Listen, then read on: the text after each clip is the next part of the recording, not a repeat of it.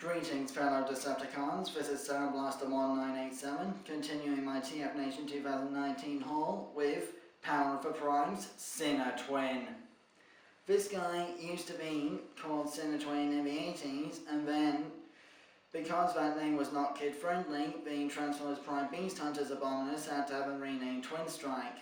Luckily, Power of the Primes has given him his original name back.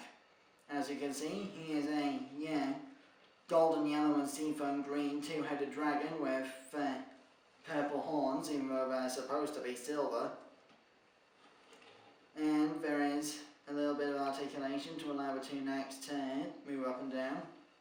And there's even a little bit of extra plastic down here to keep the illusion unless you raise them too high. Also, the heads are ball jointed and the mouths can open. While we're talking articulation in beast mode, the forelegs can move on a ball joint, and there's also a 90-degree slider corner thing for transformation, so just be mindful of that when you're moving this figure. Also, there's a bicep swivel and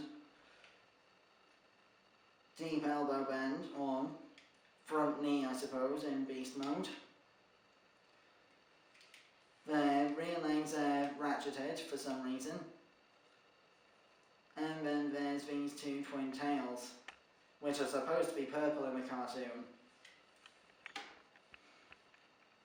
Sinnertwin comes with two accessories. This little blaster here, which can mount on the 5mm port on his back. And this combiner hand prime armor piece. I do not currently own any of the Prime Master figures from Power of the Prime, so I can't show off its full gimmick. However, I can reveal that this little panel can come off to allow a Prime Master, Titan Master, or Enigma combination to be inserted. Again, this looks stupid, as Few Adams, Def, MGO316 and TJ Omega have all said in their reviews. The cover piece can also become a gun when removed. Again, stupid.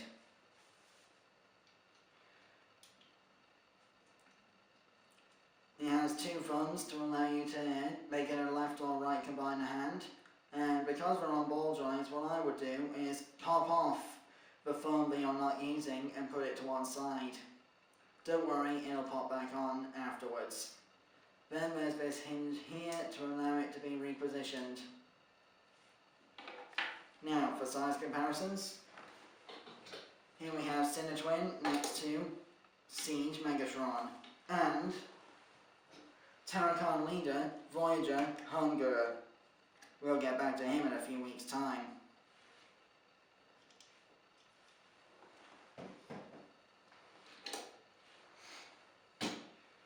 Now, I'm not going to cover the limb modes for Sinnertwin today, partly because I haven't got the combiner foot piece from Hunger with me at the moment, and partly because I'm saving that for the Abominus review. So, to transform Sinnertwin, just remove the weapon, bring the feet up for the rear dragon legs, dislocate and move down the tail halves,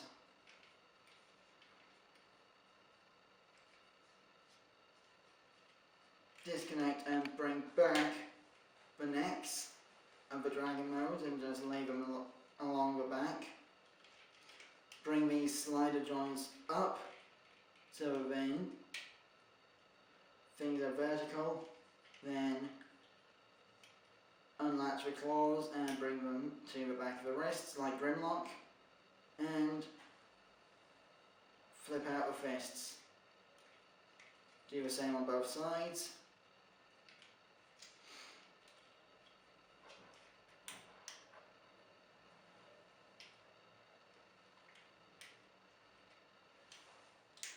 Long fingernails are recommended for this job.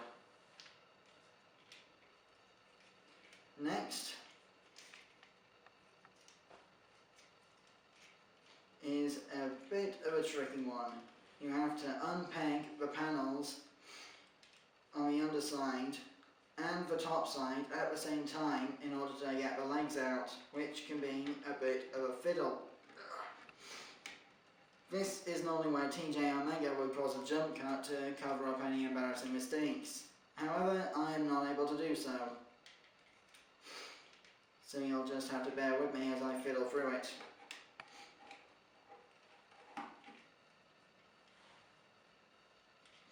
This is the main flaw I have with the engineering of this figure. With a beast mode and thus the leg mode locked in so securely that you can't actually transform it back to robot mode again without getting something damaged.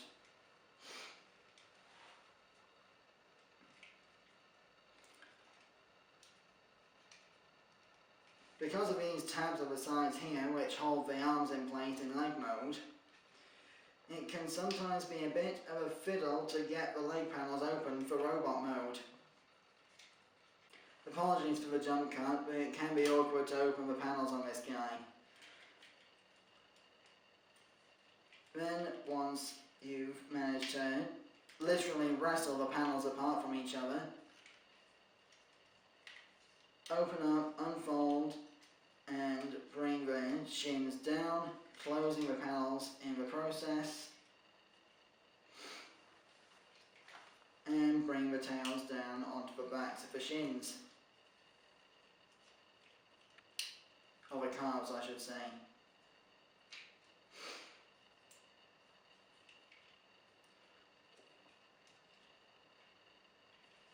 Once you've got the figure positioned correctly, use the necks as leverage to open up the back panel and flip out the robot mode head, which then snaps into place on top of the combiner peg, like so. Close up the panel and bring the necks down onto the back. And here we have Sinnertwin in robot mode, at last.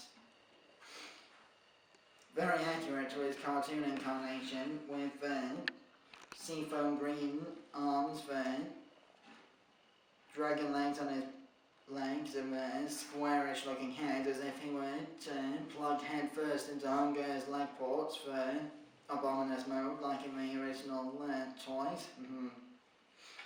Now that he's got actual robot hands, he can hold his gun properly.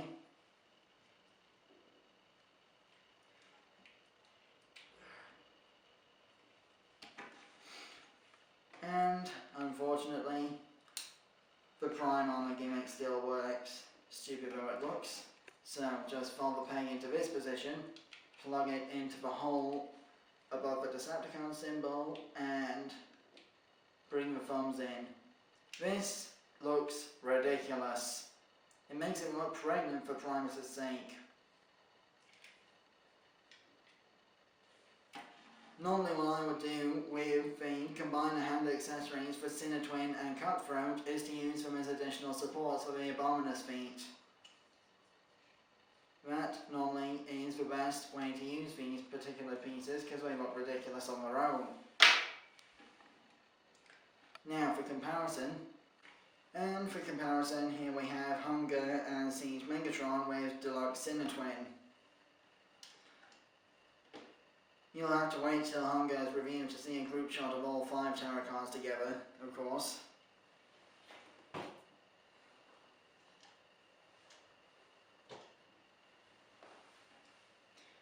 Now then, articulation.